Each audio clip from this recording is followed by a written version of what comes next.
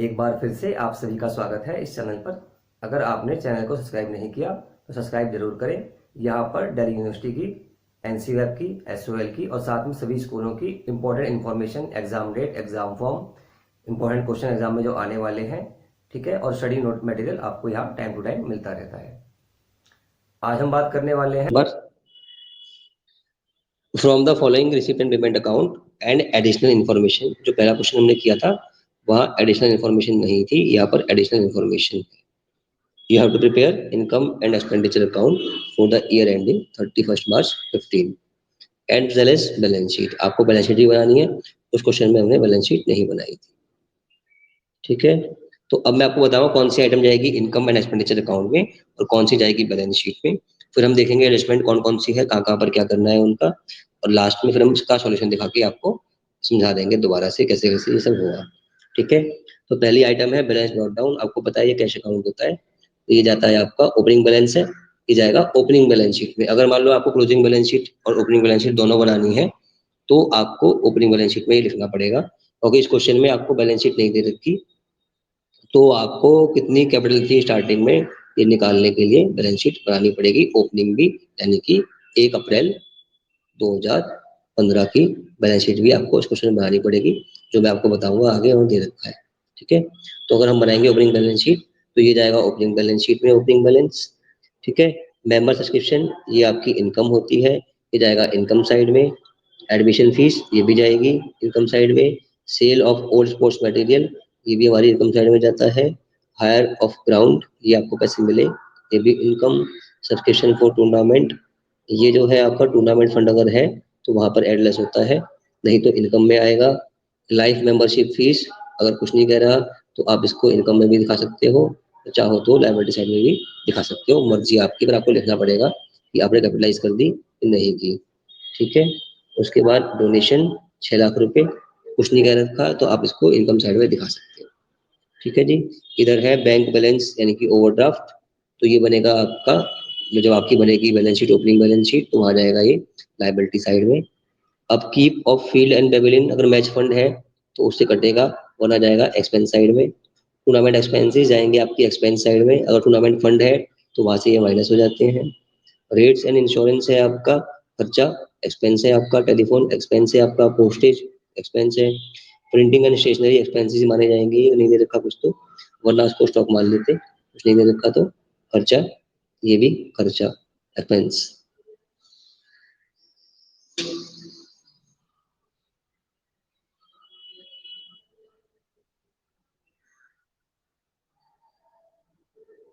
उसके बाद secretaries honorarium ये भी खर्चा है आपका, सेक्रेटरी को आपने ऑनरेरियम दे दिया। ग्रास सीड्स आपने जो मैच के लिए खरीदी होंगी, ठीक है, अगर है ऐसा कुछ तो वहां से कटेगा, वरना एक्सपेंस में आएगा ये। उसके बाद इन्वेस्टमेंट 6 लाख रुपए। ठीक है जी, ये क्या है, इन्वेस्टमेंट आपकी असेट होती है। स्पोर्ट्स मटेरियल परचेज किया, निकालना पड़ेगा कितना कंज्यूम किया, तो इसको हम देखेंगे स्टॉक मटेरियल से, ये निकालना पड़ता है, बताऊंगा कैसे निकालना है। बैलेंस कैरी डाउन जाएगा क्लोजिंग बैलेंस शीट में, इसमें कैश अकाउंट के नाम से। दे रखा है assets at the beginning of the year, साफ है कि आपको कैपिटल फंड नहीं दे रखा, तो आपको यहाँ रिक्वायरमेंट है बैलेंस शीट की, तो पहले आपको ओपनिंग बैलेंस शीट भी बनानी पड़ेगी। तो जब ओपनिंग बैलेंस शीट बनाओगे तो सारे जाएंगे आपके ओपनिंग बैलेंस शीट के अंदर। For example playground asset side, cash in hand asset side, assets ही दे रखी सारी, असेट साइड में जाएंगी। स्टॉक ऑफ मटेरियल ओपनिंग है, ये भी सारे सारे जाएंगे ओपनिंग साइड में। ठीक है, लायबिलिटीज कुछ है, जैसे कि आपको बैंक ओवरड्राफ्ट बताया था, वो लायबिलिटी साइड में जाएगा। और सब्सक्रिप्शन आउटस्टैंडिंग आउटस्टैंडिंग कुछ था लास्ट ईयर, तो वो भी लायबिलिटी साइड में आएगा। लिखा है donation and surplus on account of tournament are to be kept in reserve for a permanent pavilion. तो सीधी मैंने आपको बात बताई थी कि कुछ नहीं कह रखा तो जाएगा इनकम में, नहीं कह रखा है तो जाएगा लायबिलिटी साइड में, तो ये जाएंगे टूर्नामेंट वाले सारे के सारे liability side. Subscription due on March, ये आउटस्टैंडिंग सब्सक्रिप्शन आपका है, तो ये आपका क्या जाएगा, आपकी असेट साइड में जाएगा। ठीक है, right off 50% of sports material, तो जो राइट ऑफ जो करना है वो जाएगा आपका एक्सपेंस साइड में। एंड 30% ऑफ प्रिंटिंग स्टेशनरी, ये भी खर्चा माना जाएगा, ये भी जाएगा आपका डेप्रिसिएशन की तरह आपके एक्सपेंस साइड में। ठीक है, तो पहले हम क्या बना रहे हैं, पहले हम बना लेते हैं ओपनिंग बैलेंस शीट। आपको बताए सारे के सारे असेट साइड में जाएंगे, और जो आपका है बैंक का ओवरड्राफ्ट वो जाएगा लायबिलिटी साइड में, और बाकी जो बचेगा वो हो जाएगा आपका कैपिटल फंड। ठीक है, तो ये जो बैंक ओवरड्राफ्ट है ये, ठीक है, और एक कैश अकाउंट भी वहीं जाएगा असेट साइड में। ठीक है, तो अब एक बार हम देखते हैं क्लोजिंग बैलेंस शीट, और आप चाहो तो साथ के साथ, सॉरी ओपनिंग बैलेंस शीट, आप चाहो तो साथ के साथ क्लोजिंग बैलेंस शीट भी बना सकते हैं।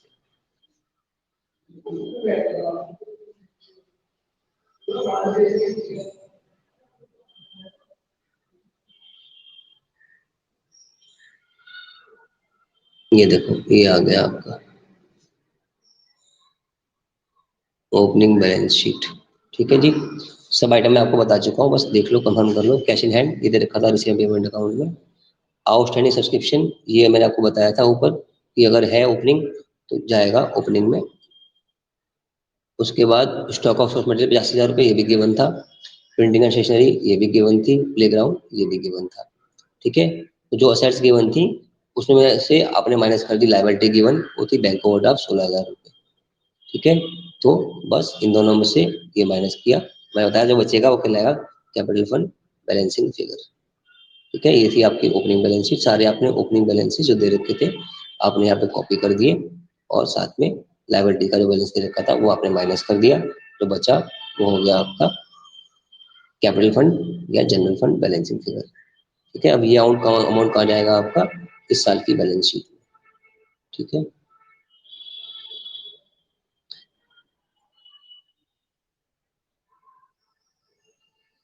ये वाला 626 इस साल के 626 में।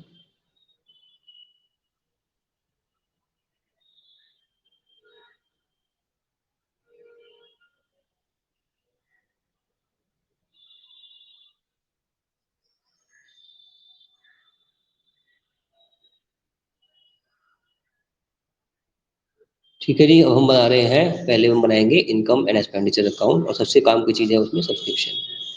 ठीक है, ये बहुत ध्यान से बनाना है सब्सक्रिप्शन अकाउंट, इसमें गलती भी हो जाती है। इसका मैंने एक फार्मूला बताया था अभी, एक बार आप भी देख लो फार्मूला क्या है इसका। वैसे तो सिंपल सा, आपको याद करने के लिए, subscription receive during the year में से क्या प्लस माइनस करना है वो मैं आपको दिखा रहा हूँ ये फॉर्मेट से। एक होगा आपका आउटस्टैंडिंग, एक होगा एडवांस, एक होगा आपका बिगिनिंग, और एक होगा आपका क्लोजिंग। ठीक है,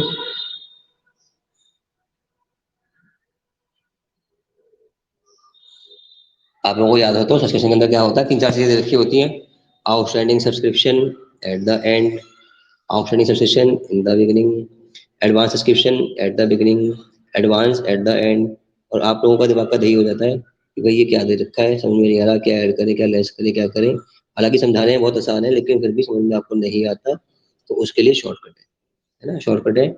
और शॉर्टकट से पहले भी हमें एक छोटी बात समझनी चाहिए कि अगर हमने इस साल 10,000 रुपये कमाए जो हमें कैश में मिले, और 2,000 रुपये हमें अभी कैश में नहीं मिले, वो मिलेंगे हमें अगले साल। ठीक है, पर कमाए हमने इसी साल है। तो हमारी इनकम के दो पार्ट हो गए, एक कैश और क्रेडिट। तो कैश अगर हम बेसिस अकाउंटिंग का फॉलो करते तो खाली हमारी ये इनकम इस साल की 10,000 रुपये आती, और हम फेस फॉलो करते हैं एक्रुअल बेसिस अकाउंटिंग, तो वहाँ cash as well as credit basis भी काउंट किए जाते हैं। सब्सक्रिप्शन जो इस साल मिला वो तो हमारी इनकम है ही है, साथ में वो सब्सक्रिप्शन जो हमारा इस साल का आउटस्टैंडिंग है वो भी हमारी इनकम है। तो इसलिए जो क्लोजिंग सब्सक्रिप्शन हमारा हुआ इस साल का, वो हम क्या करते हैं, subscription receive during the year में ऐड कर देते हैं। बस ये आपको ध्यान रखना है, बाकी तो आप रट्टा भी मार लोगे तो काम हो जाए।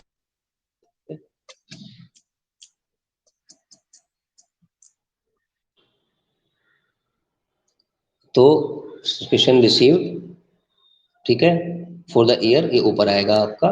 और हेलो,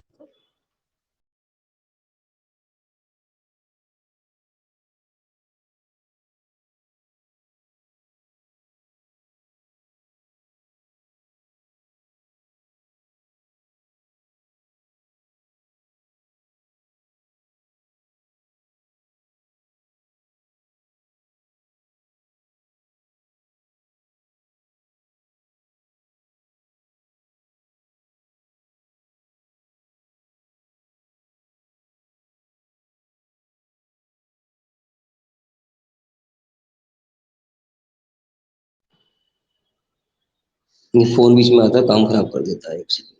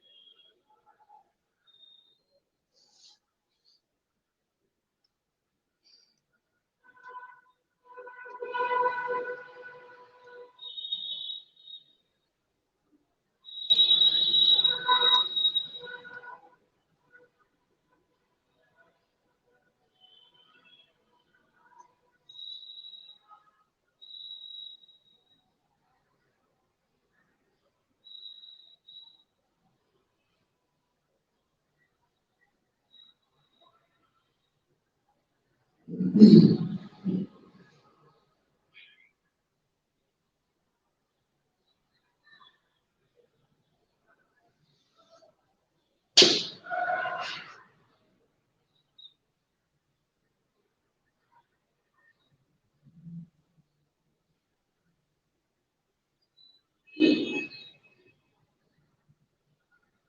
को आवाज आ रही है?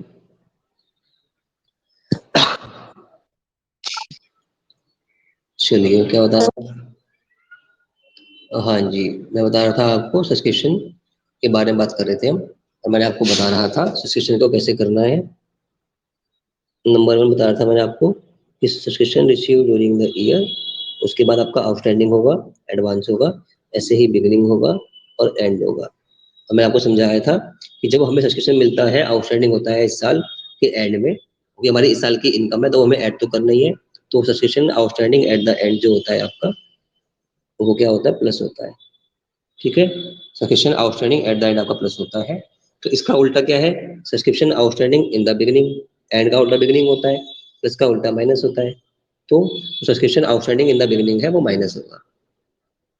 ठीक है, अगर आपको ये समझ में आ गया तो अब इसका फिर उल्टा करेंगे, यानी कि आउटस्टैंडिंग सब्सक्रिप्शन बिगिनिंग है ना, तो आउटस्टैंडिंग का उल्टा एडवांस होता है। जब outstanding in the beginning minus हो रहा है तो एडवांस इन द बिगिनिंग क्या होगा? उल्टा, यानी कि प्लस। ठीक है, और साथ ही जब outstanding at the end plus हो रहा है तो एडवांस एट द एंड जो भी उल्टा है क्या होगा? माइनस। तो बस आपको सिर्फ एक ये याद कर लेना है, बाकी सब रिवर्स हो जाते हैं। ठीक है, बाकी सारे एलिमेंट रिवर्स हो जाएंगे, आपको ज्यादा कंफ्यूजन भी नहीं रहेगी। इस फॉर्मेट को आप याद कर लेना, स्पोर्ट्स मटेरियल में भी काम आएगा आपको ये, और यहाँ भी काम आएगा आपको ये। ठीक है, subscription outstanding at the end plus होता है, बस फिर आपको साइन रिवर्स करते चलने हैं, बिगिनिंग वाला माइनस। ठीक है, और एडवांस वाले बिल्कुल उल्टे, जब सब्सक्रिप्शन आउटस्टैंडिंग प्लस एंड वाला प्लस है तो एडवांस एंड वाला माइनस, आउटस्टैंडिंग सब्सक्रिप्शन बिगिनिंग वाला माइनस है तो एडवांस प्लस। ये आपकी आइडेंटिटी मैट्रिक्स भी होती है, जहां पर डायगोनल एलिमेंट सेम होते हैं, ये ध्यान रखना है आपको।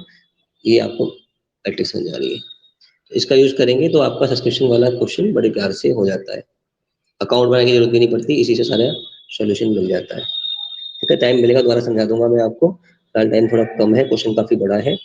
तो subscription receive during the year 2,500 add outstanding इस साल का 42,000 रुपये साफ साफ गिवन है आपको, मेरा ड्यू ऑन मार्च 31 मार्च। ये अभी बताया आउटस्टैंडिंग वाला ऐड होता है और बिगिनिंग वाला माइनस होता है, बिगिनिंग का बैलेंस शीट में दे रखा था, ये गिवन था आपका, तो ये माइनस कर दिया। एडवांस का पंगा यहाँ पर है ही नहीं कोई, तो कोई दिक्कत वाली बात ही नहीं हुई, तो सारा अमाउंट जो आया प्लस माइनस करके वो हमारा हो गया सब्सक्रिप्शन फॉर द ईयर 2,64,000। ये बात हो गई सब्सक्रिप्शन की। ठीक है, फिर आपकी एडमिशन फीस है, मैंने बताया था आपको, जो एडमिशन फीस है क्या करनी है आपको? इनकम साइड में ले जानी थी, तो ये आ गई आपकी इनकम साइड में। जितनी भी आइटम यहाँ है ज़्यादातर आ जाएंगी आपकी इनकम साइड में, तो 15,000 रुपये एडमिशन फीस ये भी आ जाएगी। सेल ऑफ स्पोर्ट्स मेडल 2,500 ये भी इनकम साइड में आ जाएगा। हायर ऑफ ग्राउंड ये भी इनकम है, लेकिन अगर आपका फंड दे रखा है यहाँ पे तो ये वहीं जाएगा, फंड में ही जाएगा। सफिशिएंट फॉर टूर्नामेंट है, ये भी फंड के अंदर जाएगा, इनकम में नहीं जा रहा। लाइफ मेंबरशिप ज़्यादातर कैपिटलाइज कर देते हैं, ज़्यादातर कैपिटलाइज करते हैं, लाइबिलिटी साइड में शो कर देते हैं। अगर आप इनकम साइड में शो करते हो तो आप कर सकते हो, लेकिन आपको लिखना पड़ेगा, तो मैं एडवाइस करूंगा आपको कि इसको आप कैपिटल साइड में शो कर दो।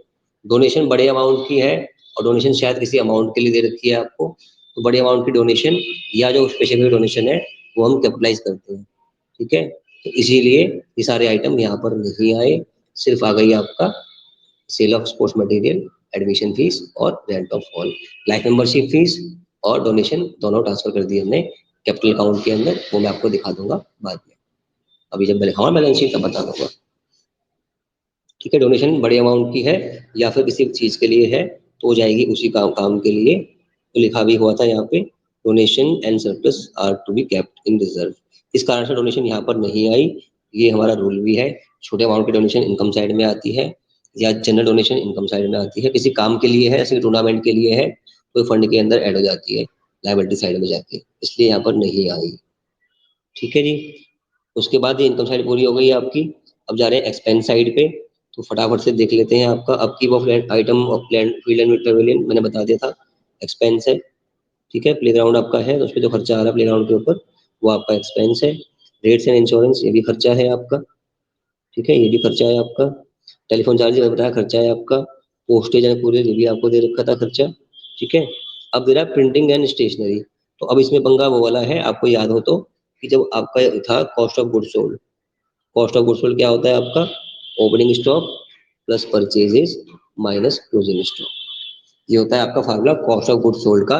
यही आप अप्लाई कर सकते हो कॉस्ट ऑफ मटेरियल कंज्यूम के अंदर, कॉस्ट ऑफ मटेरियल कंज्यूम में भी आप यही फार्मूला यूज कर सकते हो।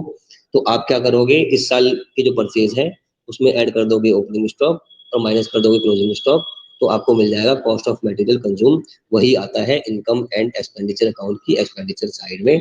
लेकिन कई बार इसके अंदर आपको आउटस्टैंडिंग एडवांस दे रखा होता है क्रेडिटर्स का, तो उसके लिए वही फार्मूला जो मैंने आपको पहले बताया था सब्सक्रिप्शन वाला, वही यहाँ भी काम आता है कि आउटस्टैंडिंग और एडवांस और बिगिनिंग और and, outstanding at the end plus करना है, ठीक है, ये माइनस ये प्लस ये माइनस, जो मैंने आपको बताया था ये पहले, वही चीजें क्रेडिटर्स के लिए भी आप यूज करोगे, सेम यही यूज करोगे। और बाकी स्टॉक ओपनिंग को प्लस कर दोगे, ओपनिंग स्टॉक को प्लस और क्लोजिंग स्टॉक को माइनस, ये काम दोनों करने पड़ेंगे उसमें, अगर बड़ा क्वेश्चन एग्जाम में आता है तो। हालांकि बड़े क्वेश्चन में छोटी चीजें आ जाती है।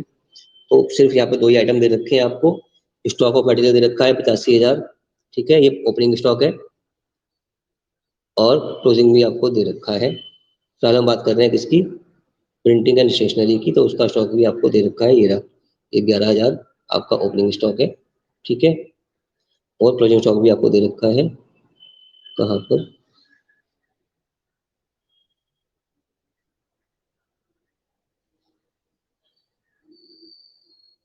बैक जाना पड़ेगा,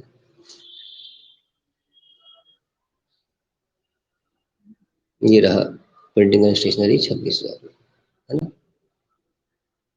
ये खर्चा आपका आया प्रिंटिंग एंड स्टेशनरी का इस साल, ये 26,000 रुपये दे रखा है आपको।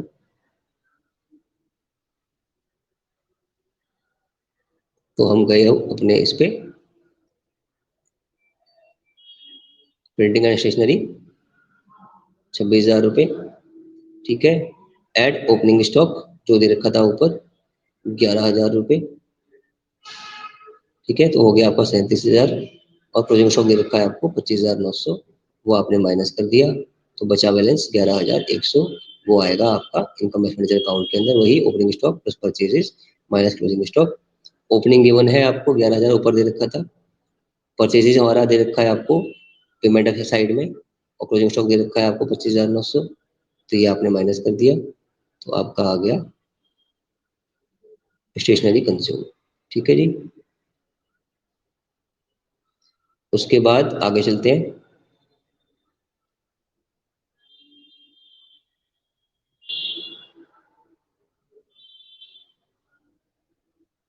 जितनी पेमेंट में बताया था सारी कहाँ जाती है आपकी पेमेंट, ज्यादातर आपकी जाती है एक्सपेंस साइड में। तो ये हो गया आपका कहाँ तक हो गया,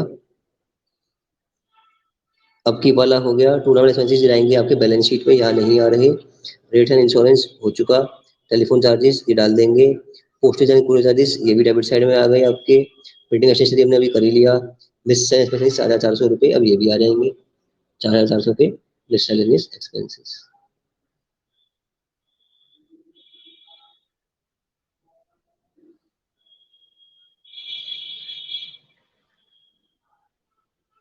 थोड़ा इसमें ऊपर नीचे हो रहा है ना, ये ये है, और कंज्यूम तो ये है, थोड़ा सा प्रिंटिंग करने में थोड़ा सा एरर आ गया है इनका, तो ये प्रिंटिंग करने में थोड़ा सा इग्नोर मार देना।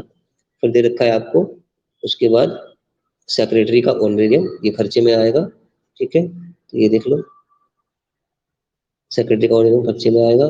ग्रास सीट से प्लेग्राउंड मेंटेन करते हैं, जो खर्चा प्लेग्राउंड का आ रहा है सारा कटेगा इसी से, ग्रास सीट से नहीं 2,600 रुपये की, थोड़ा ऊपर नीचे हो गया ये प्रिंट में, तो ध्यान देंगे इसका, ये ग्रास सीट्स आ गई आपकी।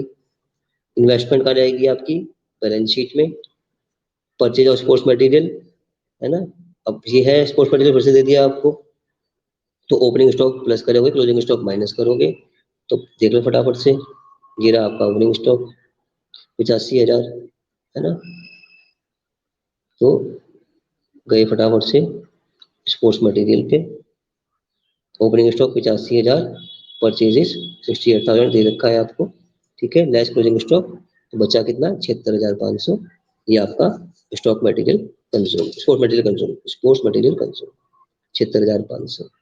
तो सारी आइटम आपकी हो गई एक्सपेंडिचर साइड की। इनकम की साइड की बात ऑलरेडी कर ही चुके हैं। अब डिफरेंस निकालेंगे इनकम का एक्सपेंस के ऊपर, जो डिफरेंस आया उसको बोलेंगे सरप्लस। तो सरप्लस आपका आया 52,400, ये आ गया आपका सरप्लस 52,400। तो अब ये होने के बाद आखिरी काम अब आपको बनानी है क्लोजिंग बैलेंस शीट। हालांकि ज्यादातर बैलेंस आपको मिले ही हुए हैं।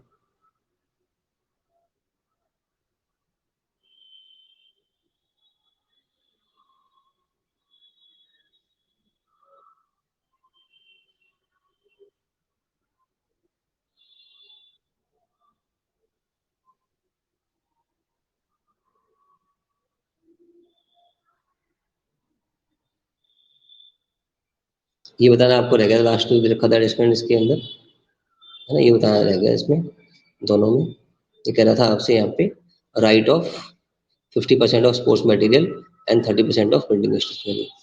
ये आपको मैंने बताया था क्या करना था इसके अंदर। जो हमारा अमाउंट आ रहा था उसका 50% आप राइट ऑफ कर दोगे स्पोर्ट्स मटेरियल में, उसको मानोगे स्पोर्ट्स मटेरियल कंज्यूम। ऐसे ही 30% प्रिंटिंग स्टेशनरी का आपको माना था स्टॉक मटेरियल कंज्यूम 30%, है ना। जो ओपनिंग स्टॉक था हमारा दोनों में देख लो, ओपनिंग स्टॉक कहाँ था भी बताया था मैंने आपको, ये रहा ओपनिंग स्टॉक 85,000 रुपये प्लस परचेजेज हमने किए थे, गिवन थे ये भी 68,000, मिला जुला के 1,53,000। मैं बोल रहा था क्लोजिंग स्टॉक दे रखा है, हालांकि ऊपर मैंने देखा क्लोजिंग स्टॉक नहीं दे रखा, आपको दे रखा कि इसका आधा राइट ऑफ कर दो। आधा का मतलब क्या हुआ, आधे का मतलब हुआ इसका बाई 2, यानी कि वही 76,500 ये राइट ऑफ कर दो। तो यानी कि राइट ऑफ जो करते हैं वो जाएंगे हमारे एक्सपेंस के रूप में, और बचे आधे 76,500 वो बच के आपका क्लोजिंग स्टॉक हो जाएगा आपका बैलेंस शीट में। डायरेक्टली क्लोजिंग स्टॉक नहीं गिवन था, मैंने ध्यान नहीं दिया, वो उसकी जगह ये गिवन था, तो मैंने समझाया आपको। ऐसे ही देख लो इसके अंदर भी शायद नहीं दे रखा, आपको प्रिंटिंग स्टेशनरी के अंदर भी क्लोजिंग स्टॉक नहीं दे रखा, है ना। 37,000 का आपका आया, 26,000 खरीदे गिवन थे, 11,000 का ओपनिंग स्टॉक गिवन था, दोनों मिला के आए 37,000 रुपीज। अब वो कह रहा है कि इसका 30% आपको राइट ऑफ करना है, इसका निकालेंगे 30%, ये हो जाएगा 7 21 3 3 9 और 2 11, 11,100। ये आ जाएगा आपका एक्सपेंस साइड में, और बाकी जो डिफरेंस निकाल लेंगे इन दोनों का तो वो आएगा आपका 25,900, वो हो गया आपका क्लोजिंग स्टॉक। ये कैलकुलेशन थी, इन्होंने नहीं दे रखी थी, मैंने सोचा कि दे रखी है शायद जल्दी जल्दी में, तो ये नहीं दे रखी थी, ठीक है। तो ये 25,900 आपका निकला क्लोजिंग स्टॉक। कैसे निकला दोबारा देख लो, ओपनिंग स्टॉक 11,000 प्लस परचेजेस 26,000, ये हमारे आ गए 37,000। उसने बोला इसका 30%, इसका 30% क्या करना है आपको राइट ऑफ करना है, ठीक है। क्या करना है राइट ऑफ करना है, ये देखो ये लिखा हुआ है, मैं हर ध्यान नहीं दिया था, ये राइट ऑफ 54 स्पोर्ट्स मटेरियल और 34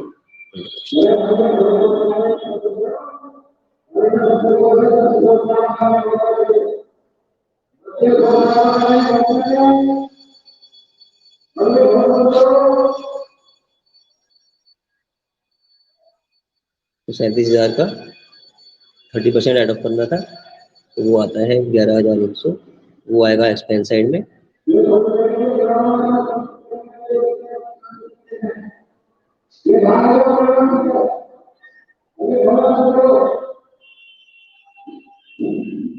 थर्टी सेवन थाउजेंड का 30% आपको राइट ऑफ करना है, वो आया 11,100, ये आएगा इनकम एक्सपेंडिचर अकाउंट के अंदर। और बाकी जो बचे 37,000 लेस 1,100, ये 25,900 आपका क्लोजिंग स्टॉक आया, जाएगा बैलेंस शीट। ये मैं थोड़ा बताना भूल गया था, देखा नहीं है क्वेश्चन में, अब मैंने आपको बता दिया, ठीक है। तो बस बाकी तो सेम है, ये आपका excess of income over expenditure, ठीक है।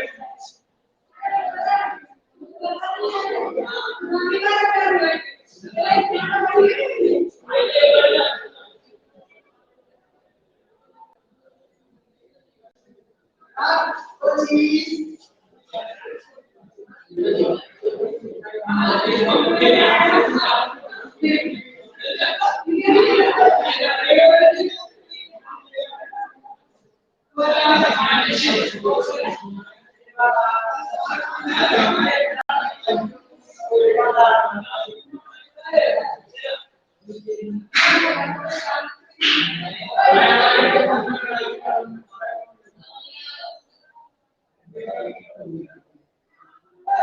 हम बनाएंगे लास्ट आइटम, आपकी ओपनिंग बैलेंस शीट तो बन चुकी थी, अब बनाएंगे क्लोजिंग बैलेंस शीट। ठीक है, क्वेश्चन बहुत लेंथी है, थोड़ा डिफिकल्ट लग रहा है आपको, पर मैं माना कि आपको पहला वाला क्वेश्चन आता है सिंपल वाले, तो टोटल क्वेश्चन पूरा करा देता हूँ, है ना। तो बस अब ये जो अमाउंट है कैश इन हैंड, ये गिवन है आपको रिसीप्ट एंड पेमेंट अकाउंट के अंदर।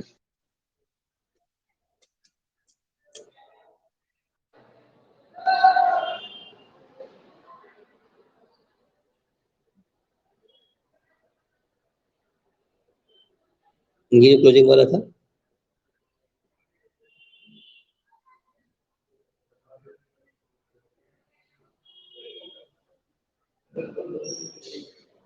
ये वाला, ठीक है।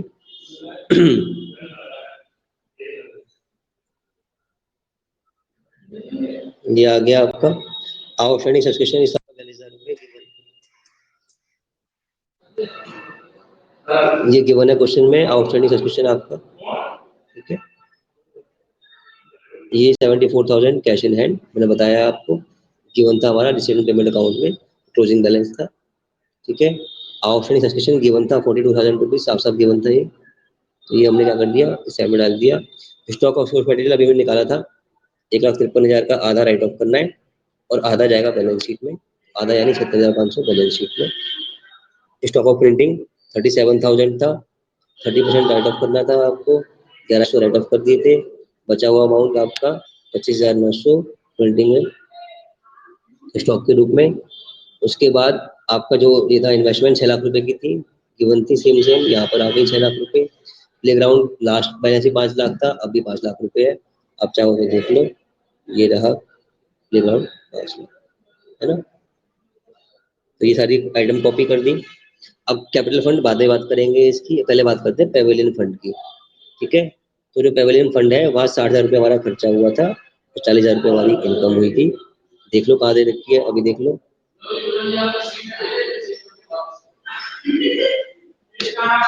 जो फंड होता है वो फंड में से माइनस होता है, इसको बोलते हैं फंड बेस अकाउंटिंग, ठीक है। तो एनपीयू में हम फॉलो करते हैं फंड बेस अकाउंटिंग, और शो आता है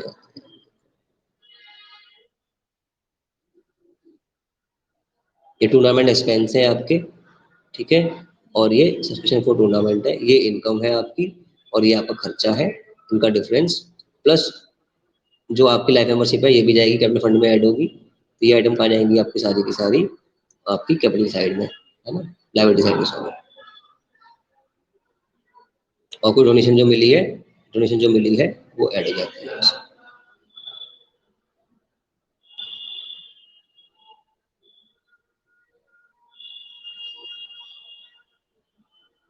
उसमें लिखा था डोनेशन जो मिली है, किसने मिली है, फंड के लिए मिली है, टूर्नामेंट फंड के लिए, वो हमने ऐड कर दी थी। ये देखो 60,000 रुपये हमारा सब्सक्रिप्शन हुआ टूर्नामेंट से, 40,000 रुपये टूर्नामेंट एक्सपेंसेस हुए, तो इनकम हो गई 20,000 रुपये।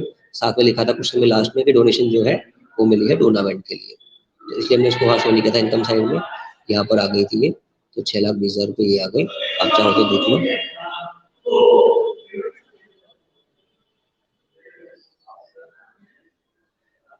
ये लिखा हुआ डोनेशन सरप्लस आप ये काम कर दिया हमने, नाम क्या रखा, पेविलियन के नाम।